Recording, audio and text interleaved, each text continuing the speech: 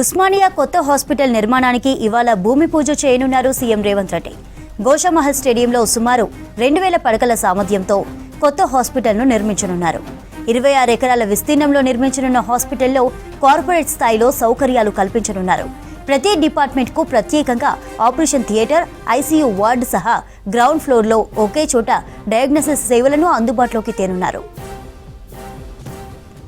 ఉస్మానియా కొత్త హాస్పిటల్ నిర్మాణానికి ఇవాళ భూమి పూజ చేయనున్నారు సీఎం రేవంత్ రెడ్డి. గోషామహల్ స్టేడియంలో సుమారు 2000 పడకల సామర్థ్యంతో కొత్త హాస్పిటల్ను నిర్మించనున్నారు. 26 ఎకరాల విస్తీర్ణంలో నిర్మించనున్న హాస్పిటల్లో కార్పొరేట్ స్థాయిలో సౌకర్యాలను కల్పించనున్నారు. ప్రతి డిపార్ట్మెంట్కు ప్రత్యేకంగా ఆపరేషన్ థియేటర్, ఐసీయూ వార్డు సహా గ్రౌండ్ ఫ్లోర్లో ఒకే చోట డయాగ్నోసిస్ సేవలను అందుబాటులోకి తేనున్నారు. మరిన్ని వివరాలు అందించడానికి మా రిపోర్టర్ అనిల్ అందుబాటులో ఉన్నారు. అనిల్, ఉస్మానియా ఆసుపత్రి భవనం శంకుస్థాపనకు సంబంధించిన అప్డేట్స్ ఏంటి?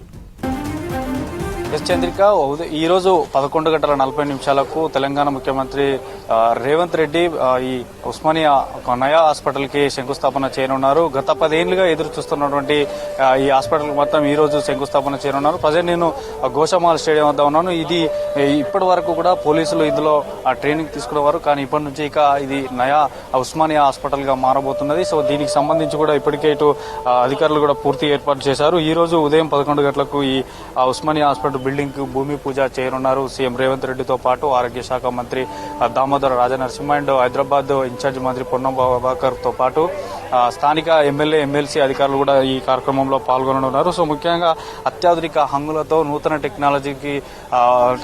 టెక్నాలజీ ఉపయోగించి ఈ ఉస్మానియా హాస్పిటల్ ని నిర్మించబోతున్నారు. సో అంతర్జాతీయ స్థాయిలో నిర్మాణం జరగనున్నది అని కూడా చెప్పవచ్చు. రాబోయే 10 ఏళ్లకు సంబంధించినటువంటి 10 ఏళ్ల వరకు కూడా 10 ఏళ్ల అవసరాలను దృష్టిలో పెట్టుకునే ఈ 26 ఎకరాల విస్తీర్ణంలో 2000 బెడ్స్ సామర్థ్యంతో ఈ కొత్త హాస్పిటల్ను నిర్మించనున్నారు. సో పాత హాస్పిటల్లో లేనటువంటి అధునాతనమైనటువంటి సౌకర్యాలను కూడా ఈ కొత్త ఉస్మానియా ఆసుపత్రిలో ఏర్పాటు చేయనున్నారు. సో ఏదైతే పాత హాస్పిటల్లో ఉన్నటువంటి టెక్నాలజీ కంటే ఇంకా అత్యాధునిక హంగులతో నూతన టెక్నాలజీ ఉపయోగించి అయితే ఈ 26 ఎకరాల విస్తీర్ణంలో ఉన్నటువంటి ఈ గోషామహల్ స్టేడియంలో ఉస్మానియా హాస్పిటల్ను నిర్మించబోతున్నారు. సో ఈ కొత్త హాస్పిటల్ సంబంధించి 90 డయాలసిస్ సెంటర్లతో పాటు సిఆర్పిసి మిషన్లు, 500 బెడ్లతో కూడిన ఐసీయూలు, అత్యాధునిక టెక్నాలజీలతో కూడినటువంటి వసతులతో కూడినటువంటి మార్చిని కూడా ఇక్కడ ఏర్పాటు చేయనున్నారు. తర్వాత ప్రతి డిపార్ట్మెంట్ కోసం స్టేట్ ఆఫ్ ఆర్ట్ ఫెసిలిటీతో కూడినటువంటి ఆపరేషన్ థియేటర్లు, పోస్ట్ ఆపరేటివ్ వార్డులు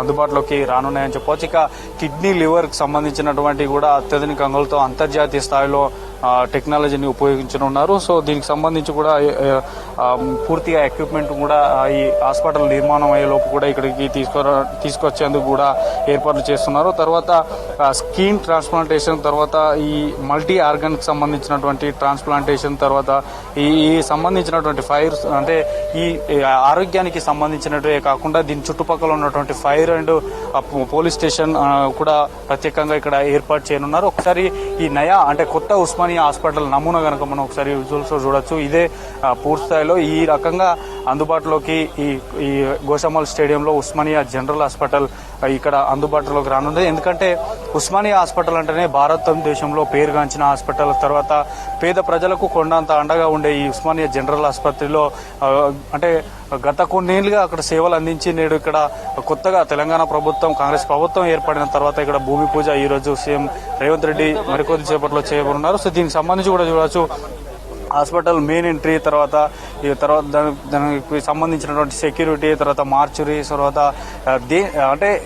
దానికే సపరేట్ గా బ్లాకులు కూడా ఏర్పాటు చేశారు. సో దీనిలో హాస్పిటల్ కి సంబంధించినటువంటి గర్ల్స్ హాస్టల్, బాయ్స్ హాస్టల్ అంటే కాలేజీకి సంబంధించినటువంటి హాస్టల్స్ ను కూడా నమూనాను ఏర్పాటు చేశారు. తర్వాత ఇందులో కనుక ఒకసారి చూసినట్లయితే ఇందులో కూడా సేమ్ గా ఏదైతే ఈ ఉస్మానియా హాస్పిటల్ కి సంబంధించినటువంటి చుట్టూ పోలీస్ చెక్ పోస్ట్ కానీ, ఇన్ అవుట్ కు సంబంధించినటువంటి అకాడమిక్ ఎంట్రీ, తర్వాత సర్వీస్ బ్లాక్, హాస్పిటల్ ఓపీ, తర్వాత ఐపీకి సంబంధించినటువంటి కూడా ఇక్కడ నమూనా ఏర్పాటు చేశారు. తర్వాత పూర్తిగా ఏదైతే ఈ స్టేడియం దాదాపు 26 ఎకరాల విస్తీర్ణం గల స్టేడియంను మనకు కళ్ళకు కట్టేలా ఇక్కడ రానున్న రోజుల్లో ప్రజలకు ఎలా సేవలు అందించనున్నది అనేది ఇక్కడ ఏర్పాటు చేశారు. సో మొత్తానికైతే మరికొద్ది సేపట్లో సీఎం రేవంత్ రెడ్డితో పాటు స్థానిక అధికారులతో కలిసి నాయకులతో కలిసి మరికొద్ది సేపట్లో శంకుస్థాపన చేయనున్నారు.